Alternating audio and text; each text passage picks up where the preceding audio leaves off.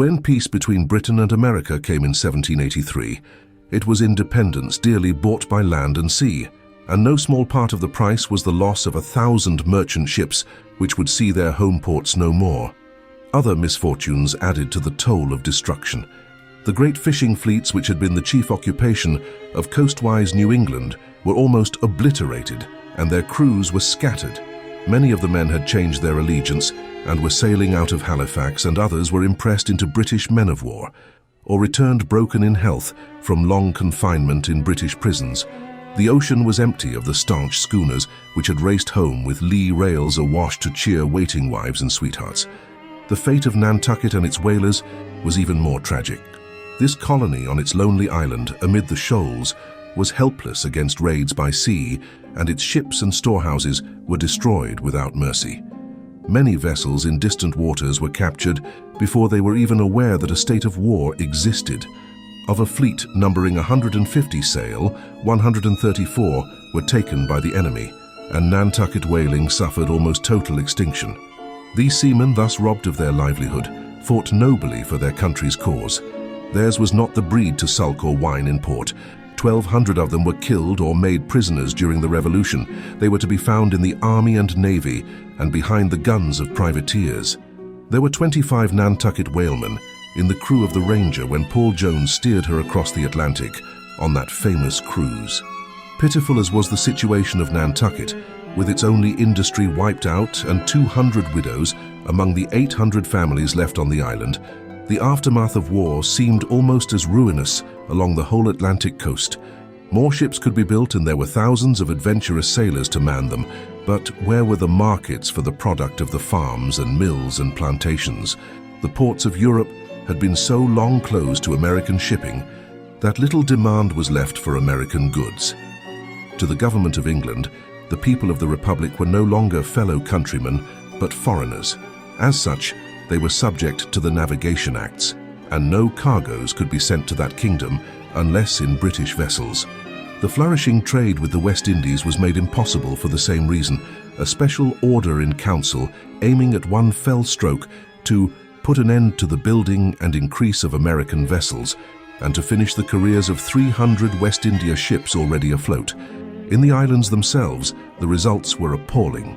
15,000 slaves died of starvation because the American traders were compelled to cease bringing them dried fish and corn during seasons in which their own crops were destroyed by hurricanes. In 1776, 1/3 of the seagoing merchant marine of Great Britain had been bought or built to order in America because lumber was cheaper and wages were lower. This lucrative business was killed by a law which denied Englishmen the privilege of purchasing ships built in American yards. So narrow and bitter was this commercial enmity, so ardent this desire to banish the stars and stripes from blue water, that Lord Sheffield in 1784 advised Parliament that the pirates of Algiers and Tripoli really benefited English commerce by preying on the shipping of weaker nations. It is not probable that the American states will have a very free trade in the Mediterranean, said he. It will not be to the interest of any of the great maritime powers to protect them from the Barbary states. If they know their interests, they will not encourage the Americans to be carriers. That the Barbary states are advantageous to maritime powers is certain. Denied the normal ebb and flow of trade and commerce, and with the imports from England far exceeding the value of the merchandise exported thence, the United States, already impoverished, was drained of its money, and a currency of dollars, guineas, joes, and moidores grew scarcer day by day. There was no help in a government which consisted of states united only in name.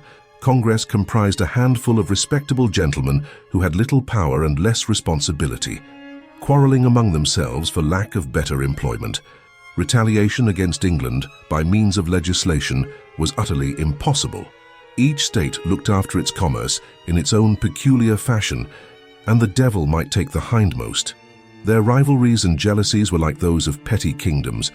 If one state should close her ports as to English ships, the others would welcome them in order to divert the trade, with no feeling of national pride or federal cooperation. The Articles of Confederation had empowered Congress to make treaties of commerce, but only such as did not restrain the legislative power of any state from laying imposts and regulating exports and imports. If a foreign power imposed heavy duties upon American shipping, it was for the individual states, and not for Congress, to say whether the vessels of the offending nation should be allowed free entrance to the ports of the United States. It was folly to suppose, ran the common opinion, that if South Carolina should bar her ports to Spain because rice and indigo were excluded from the Spanish colonies, New Hampshire, which furnished masts and lumber for the Spanish Navy, ought to do the same. The idea of turning the whole matter over to Congress was considered preposterous by many intelligent Americans. In these 13 states were nearly 3.25 million people, hemmed in a long and narrow strip between the sea and an unexplored wilderness in which the Indians were an ever-present peril. The southern states, including Maryland, prosperous agricultural regions, contained almost one-half the English-speaking population of America. As colonies, they had found the Old World eager for their rice, tobacco, indigo, and tar, and slavery was the means of labor so firmly established that 1/5 of the inhabitants were black. By contrast, the northern states were still concerned with commerce as the very lifeblood of their existence. New England had not dreamed of the millions of spindles which should hum on the banks of her rivers and lure her young men and women from the farms to the clamorous factory towns. The city of New York had not yet outgrown its traffic in furs, and its magnificent commercial destiny was still unrevealed. It was a considerable seaport, but not yet a gateway. From Sandy Hook, however, to the stormy headlands of Maine, it was a matter of life and death that ships should freely come and go with cargoes to exchange. All other resources were trifling in comparison.